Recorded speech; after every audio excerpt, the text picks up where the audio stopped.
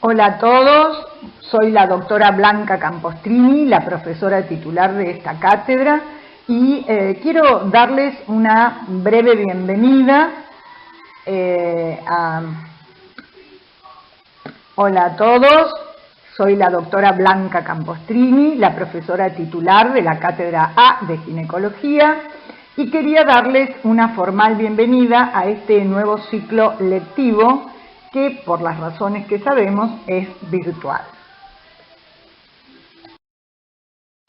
Y en esta diapositiva, junto con la doctora Silvia Lascano, el doctor Daniel Ortiz y la doctora Mercedes Lazaga, que son los adjuntos de esta cátedra, les mostramos al resto del equipo docente, del cual estamos absolutamente orgullosos y que son los que nos acompañarán a tratar de transmitirles de la mejor manera posible, lo mejor que podamos, en circunstancias virtuales, el conocimiento de esta especialidad que es la ginecología. En esta otra diapositiva les presento a otros dos grandes valores de esta cátedra. A la derecha, Juan Manuel Telo, que es nuestro queridísimo secretario de la cátedra, hace años que nos acompaña, tiene enorme experiencia y los va a ayudar en todo lo que necesiten. Y a la izquierda está Juan Pablo Vidal, que es nuestro querido ayudante alumno, que también va a colaborar para tratar de que todo salga de la mejor manera posible. Entonces, con este conjunto de seres humanos de primer nivel que me acompaña, les quiero dar la bienvenida y, bueno, invitarlos a esta nueva experiencia docente. Y acá en esta diapositiva está el culpable de que todo esto esté transcurriendo virtualmente.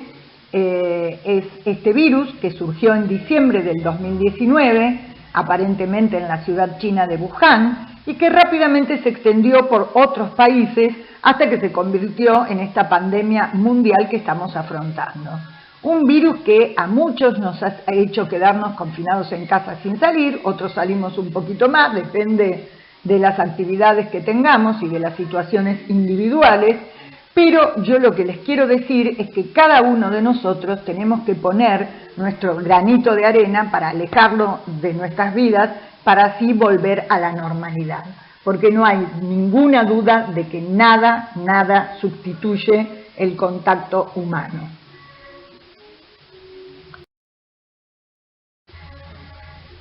Sin ninguna duda, una mentalidad optimista es el mejor estimulante que conoceremos jamás. Y hoy simplemente quiero transmitirles algunas ideas que circulan por mi mente en estos momentos. Siempre trato, cuando les doy la bienvenida, de transmitirles mi experiencia personal. Y bueno, como dice la diapositiva, el mejor médico es el que mejor inspira la esperanza. Entonces, yo quiero comentarles que a lo largo de mi vida aprendí de la enorme responsabilidad que significa cuidar la salud de las personas. Quiero que sepan que amo profundamente mi trabajo de médica, al que le he dedicado y le dedico mucho tiempo de mi vida, y que amo profundamente también la docencia, a la que también le he dedicado muchísimo tiempo de mi vida, y tienen que tener claro que todo el equipo docente que me acompaña ama a los alumnos, ama la docencia, si no a estas alturas de sus vidas no estarían tratando de transmitir, enseñar y ayudarlos. Así que ustedes tengan toda la confianza del mundo para sentirse libres de interactuar con nosotros, porque los vamos a tratar de escuchar lo más que podamos por todos los canales que hemos implementado y trataremos de seguir mejorando mientras esta circunstancia de virtualidad dure. Yo quiero transmitirles mi pasión por lo que he hecho toda la vida. Creo que ser médico sin pasión es imposible.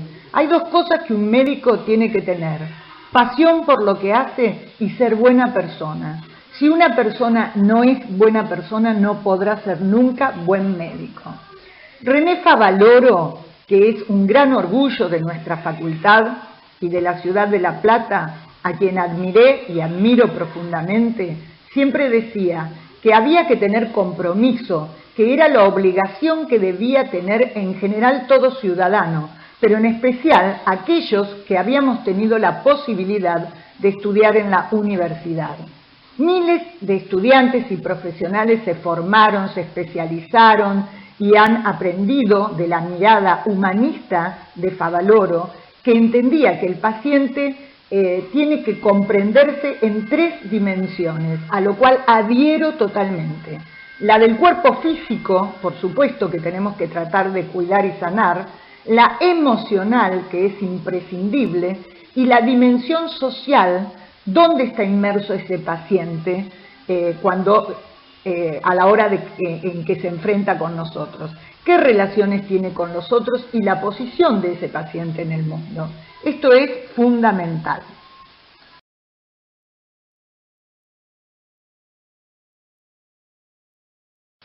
Y bueno, yo soy ginecóloga, entonces y estamos cursando ginecología. Entonces tenemos que saber que la palabra ginecología viene del griego yubaika, ginaica, mujer, que significa literalmente ciencia de la mujer en medicina, y hace referencia a la especialidad médica y quirúrgica que estudia el sistema reproductor femenino, esto es, útero, vagina, ovarios por supuesto las mamas, ¿no es cierto?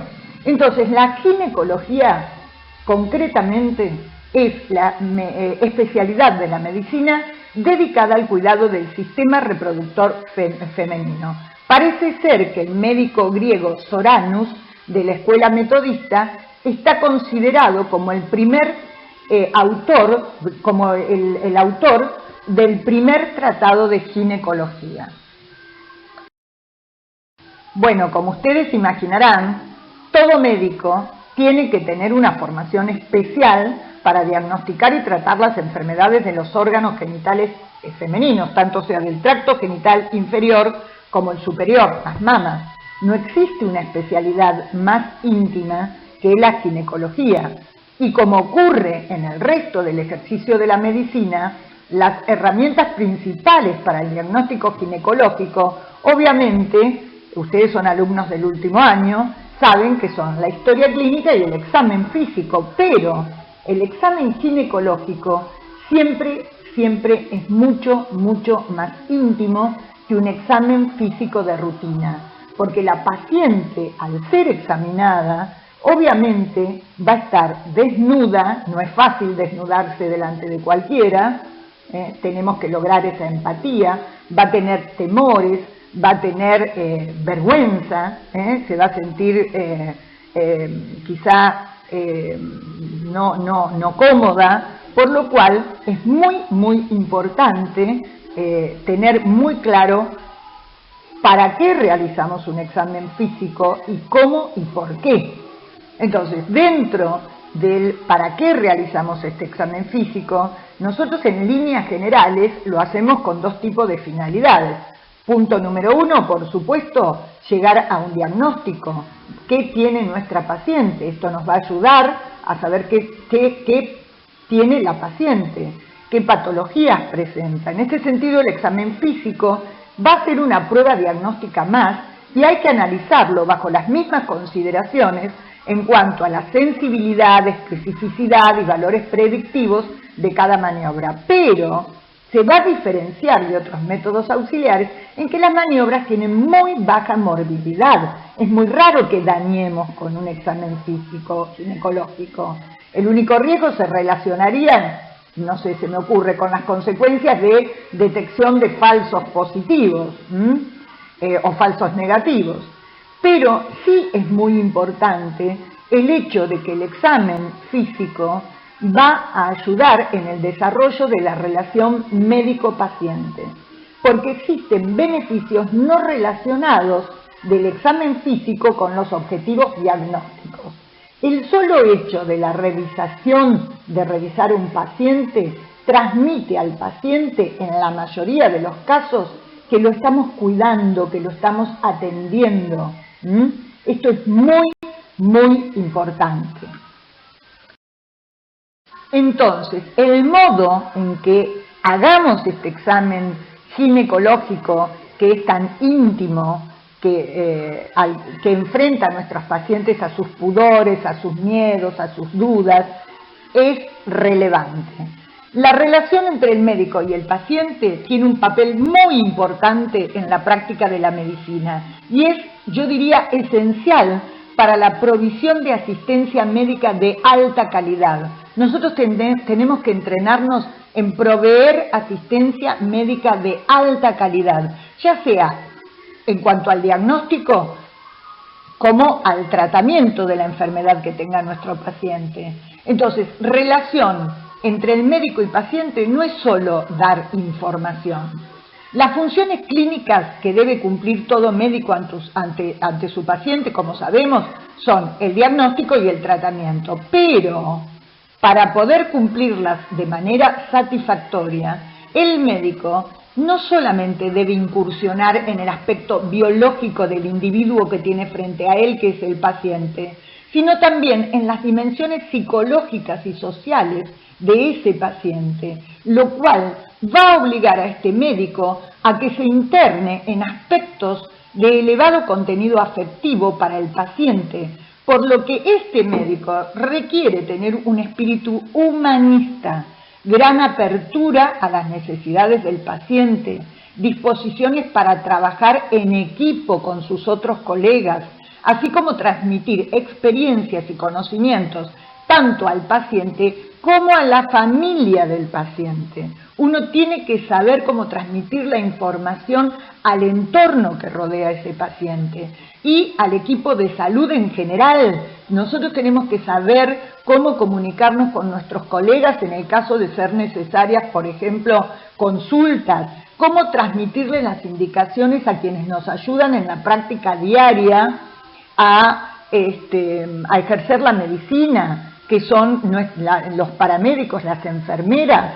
Nadie va a estar más cerca del paciente que la enfermera. La enfermera es la que está más cerca del paciente en lo cotidiano. Por eso el médico le debe transmitir muy bien a la enfermera. Lo mismo que cuando operamos, el médico tiene que saber el lenguaje que tiene que tener con su instrumentadora. Es decir, es un equipo el que atiende al paciente. Es importantísimo que el paciente se sienta escuchado. El paciente necesita ser escuchado para que pueda comprender enteramente el significado de su enfermedad y para que se sienta copartícipe de su atención durante este proceso de salud-enfermedad. Una de las cosas que más les interesan a los enfermos, no tengan dudas, es que el médico demuestre que esté interesado en él, que utilice palabras sencillas, comprensibles. Nadie tiene que tener más ductilidad en el lenguaje que el médico. Nosotros cambiamos todo el tiempo. No es lo mismo cuando nosotros atendemos a una paciente de un nivel sociocultural bajo, que ahí hay que ir al nivel de esa paciente para que nos entienda. No es lo mismo cuando yo hablo con otro colega, si es cirujano, si es ginecólogo, si es oftalmólogo. El médico tiene que tener una ductilidad total en transmitir. Es fundamental saber transmitir. Entonces, como les decía, es importantísimo que el paciente sienta que el médico está interesado en él, que utilice palabras comprensibles, que le dé toda la información necesaria que él necesita tener sobre el tratamiento, porque si no, no va a haber compliance, es decir, adherencia al tratamiento, que le transmita tranquilidad. Uno tiene que informar sin asustar, concientizar. Tenemos que aconsejar al paciente, pero dándole la posibilidad de que él sea quien decida, que tenga libertad para comentar lo que piensa de lo que le pasa a él o a ella en nuestro caso, porque estamos frente a pacientes ginecológicas. ¿Qué le pasa? ¿Qué dudas tiene? ¿Qué médicos? Y que el médico considere luego su opinión acerca del tratamiento. Entonces, como yo les trato de transmitir siempre, una de las necesidades del paciente es ser entendido, escuchado primero, entendido y conocido. Esto es que una de las mayores cualidades que tiene que tener el médico es su conducta afectiva, que le permita reflejar sentimientos, mostrar empatía y preocupación por nuestras pacientes. Esto es fundamental, fundamental. Parece mentira que uno es médico desde hace tantos años, pero yo quisiera transmitirles fielmente qué es para mí ser médico. Y de verdad que hoy estaba pensando qué les quería decir y no es tan sencillo poder transmitírselos. Ser médico en líneas generales supone la compleja construcción que una persona tiene que ser capaz de lograr para entender el drama de la vida del otro. Los médicos tenemos ese privilegio, es un privilegio único que hace que nos podamos introducir en la vida de los otros, de entrar en zonas de los demás que muchas veces ni ellos mismos conocen, ni nosotros mismos cuando somos pacientes, muchas veces reaccionamos de una manera que no sabíamos que íbamos a reaccionar de esa manera. Entonces, muchísimas veces nuestros pacientes ni ellos mismos conocen. Este privilegio, claro, por supuesto, supone la obligación de estar preparados para entendernos. De allí que ese entrenamiento, como yo trato de transmitirles, no es solo técnico, exige que uno ponga todo de uno a disposición de este enfermo, de esta paciente. Y esto también requiere prepararse un poco como persona, no solamente como técnico de la medicina. Ser médico hoy es lo mismo que siempre fue, estar a disposición de ayudar al otro con toda la persona de uno. Eso va a ayudar, será mejor, digamos, esa ayuda que uno le va a brindar a nuestra paciente va a ser mejor cuanto más completa y compleja sea la formación que nosotros tengamos, porque esa es la herramienta que ayuda al otro. Por eso no podemos permitirnos ser malos médicos, tenemos que ser los mejores.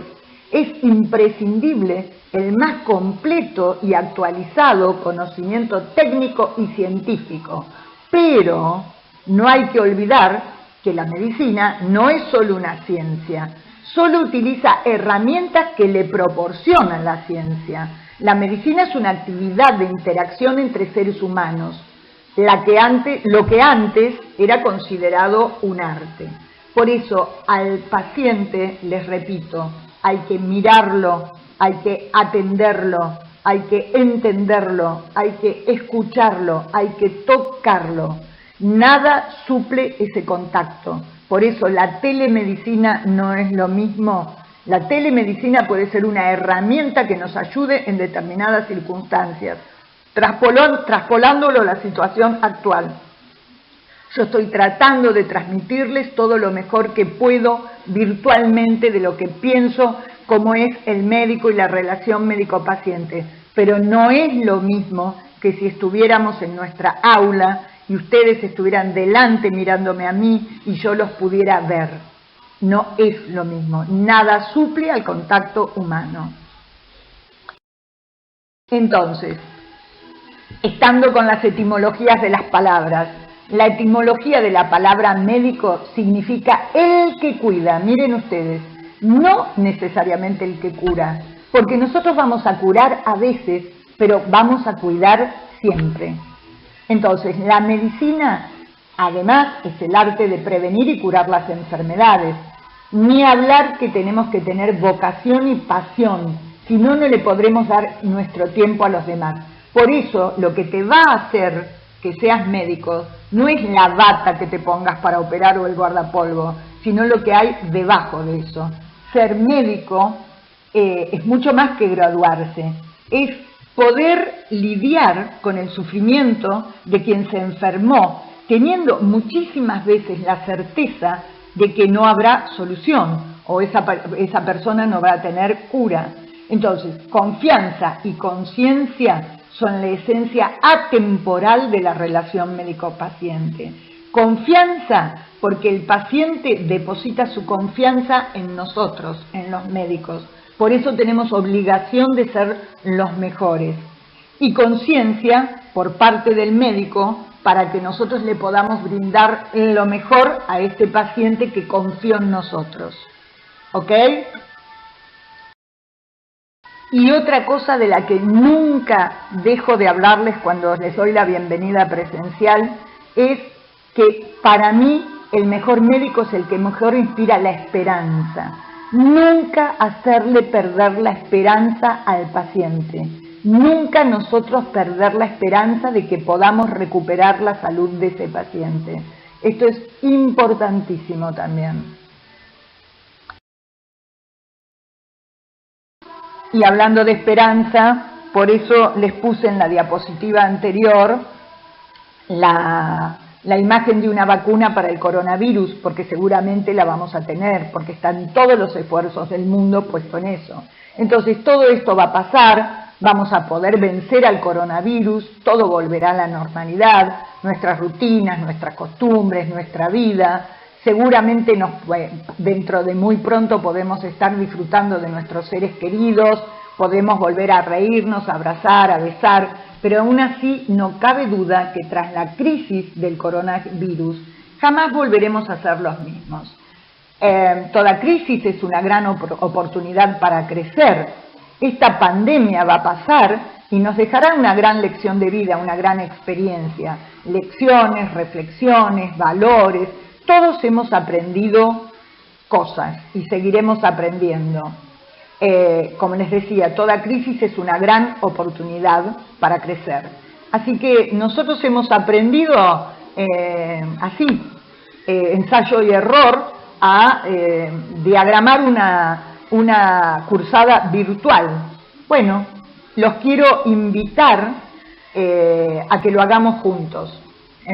Así que, bueno, les quiero decir que estamos a disposición de ustedes, que, como ya reiterarles una vez más, que vamos a hacer todo lo posible en esta cursada, que tenemos conciencia absoluta de que hay una gran deuda con ustedes, que es la parte, digamos, de los trabajos prácticos y de las experiencias clínicas en campo, en los hospitales, en las instituciones, que nada suple eso, pero que bueno, en este momento aprovechemos a hacer lo mayor que podamos, estudiemos, hagamos todo de la mejor manera posible y bueno, el tiempo dirá. Bienvenidos a nuestra cátedra.